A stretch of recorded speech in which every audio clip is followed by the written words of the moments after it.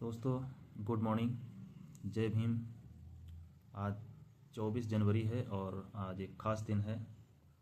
बिहार में एक गरीब किसान परिवार में पैदा हुए महान नेता का जन्मदिन है, जिनका नाम है कर्पूरी ठाकुर। जी हाँ, कर्पूरी ठाकुर, जिनको जननायक भी कहा जाता है। और ये बिहार के पूर्व मुख्यमंत्री, जिन्होंने मुख्यमंत्री के रूप में 2 बार कार्य किया। और ये अपनी साधारण और शांत और अच्छी छवि के नेता माने जाते हैं। आज उनका जन्मदिन है। उनका जन्म 24 जनवरी 1924 को भारत में समस्तीपुर ज़िले, यानी कि जो बिहार में है, समस्तीपुर ज़िले के पितौंझिया गांव में हुआ था।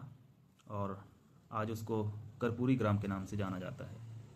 दोस्तों, ये बहुत ही साधारण परिवार में इनका जन्म हुआ था।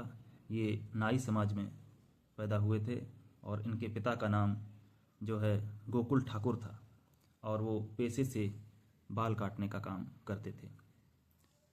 तो उनकी माता जी का नाम राम दुलारी देवी था। इनके पिता गांव के सीमांत किसान थे। अपने पारंपरिक पेशा बाल काटने का काम करते थे।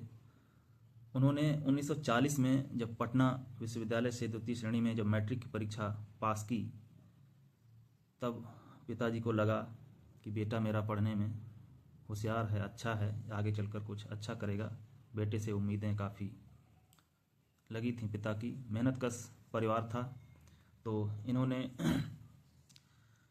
जो है, इनका ज़्यादा बड़ा जीवन परिचय जानने के लिए आप कहीं से भी जानकारी कर सकते हैं, लेकिन इनका जो मुख्य जो बातें हैं वो हम उस पर थोड़ा सा प्रकाश डालना चाहते हैं। कर्पूरी ठाकुर सदैव दलित, शोषित, वंचित वर्ग के उत्थान के लिए प्रयत्नशील रहे।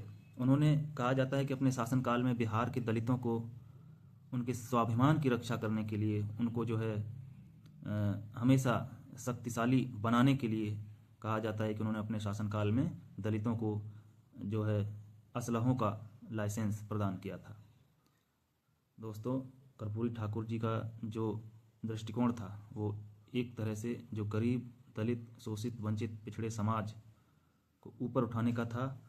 उनको जो है नहीं ये पसंद आता था कि कोई व्यक्ति बहुत नीचे पायदान पर खड़ा रहे और कोई सबसे ऊपर बना रहे। मतलब समता, समानता उनके दिल में बसती थी और वो बहुत साधारण व्यक्तित्व के थे।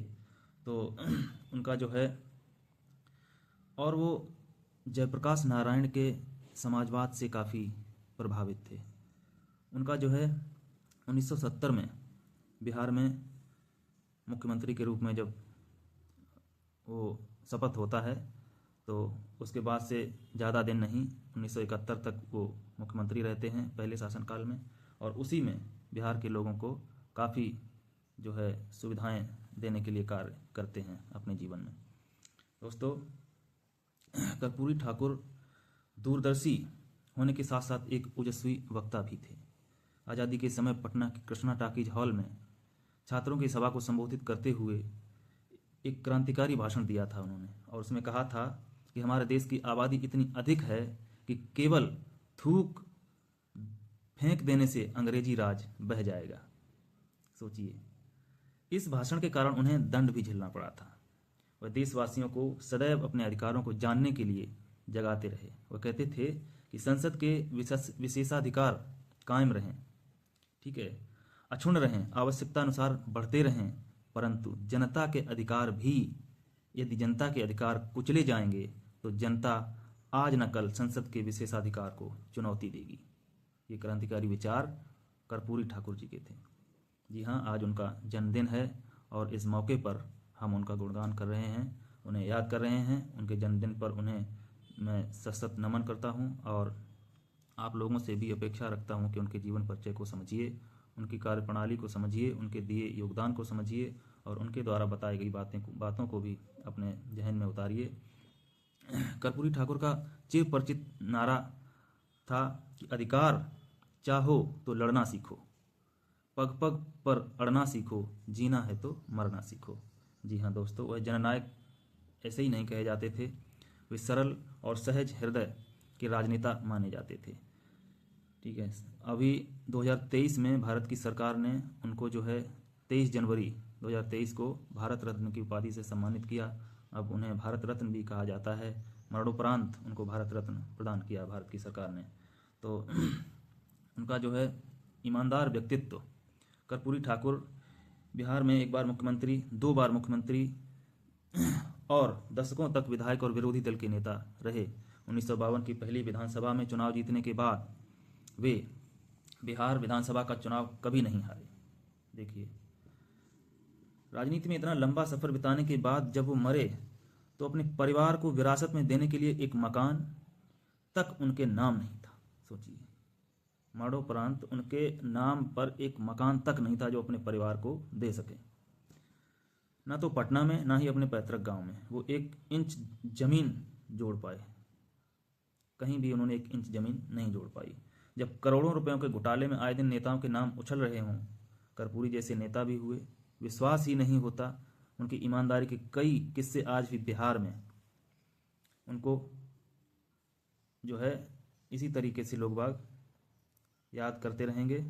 और आगे हमेशा उनकी जो इच्छा थी, उनकी जो देश के लिए जो समर्पण था, उसको हम लोगों का कर्तव्य है कि लोगों तक पहुंचाएं और उनके योगदान को ऐसे ही ना जाने दें। क्योंकि ऐसे नेता कभी कभी होते हैं, कभी कभी आते हैं, हमेशा नहीं आते हैं।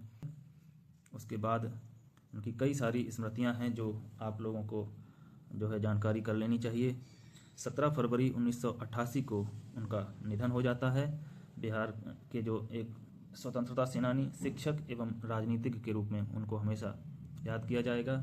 और आज उनका जन्मदिन है, तो इस मौके पर आप सभी के साथ मैं उनको बहुत बहुत श्रद्धांजलि अर्पित करता हूँ, उनको नमन करता हूँ। उनके कार्यकलापों को, उनके द्वारा किए गए कार्यों का हमेशा स्मरण किया जाता रहेगा। दोस्तों, इसी के साथ हम अपने इस एपिसोड को ख़त्म करते हैं। जय भीम, नमो बुद्धाय।